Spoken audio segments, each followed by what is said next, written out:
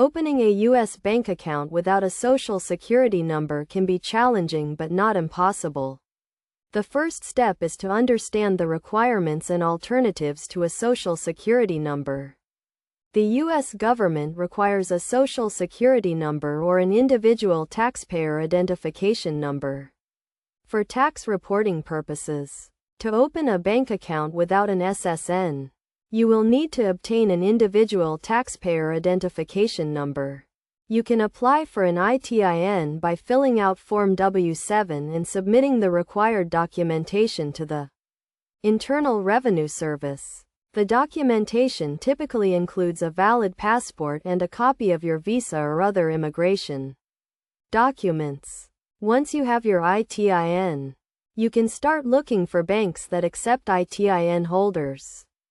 Some banks may have specific requirements or restrictions, so it is essential to research and compare different options.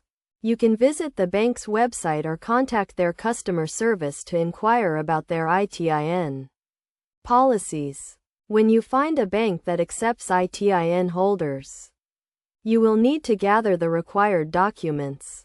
These typically include your ITIN, a valid passport, and proof of address. You may also need to provide additional documentation, such as a visa or employment letter. To open the account, you can visit the bank in person or apply online. Depending on the bank's policies, you will need to fill out the application form and provide the required documentation.